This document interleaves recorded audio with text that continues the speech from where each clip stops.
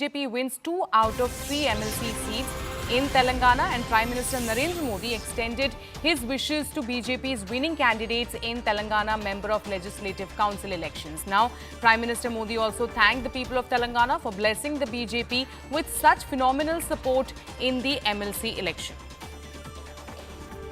All right, let me now go back to my colleague Payal Mehta on this. Payal, BJP has delivered a significant blow to the Congress in this MLC election.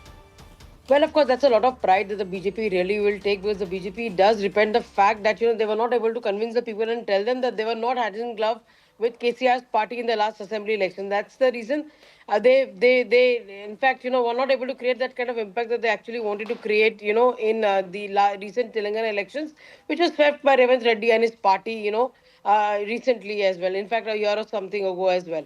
Having said that, these MLC elections are extremely important. The BJP has worked very hard on ground, and to be able to win 2 out of 3 seats is extremely significant for the fortunes of the Saffron Party. Remember, Karen, the Saffron Party has been for the longest trying to create its imprints in down south, and it's not been successful. And Telangana was considered to be one of those gateways as far as that is concerned. So obviously, congratulatory messages coming in not from just Prime Minister Narendra Modi, from Party President JP Nadda, from of course the BJP Telangana in charge Sunil Bansal, amongst the other people, congratulating the Karyakartas for their hard work, and also saying that this is going to be a huge blow as far as the Congress Party is concerned, given the fact that they are sitting in power. They are in power in the state of Telangana. All right. Many thanks, Payal, for getting us all those details of the results.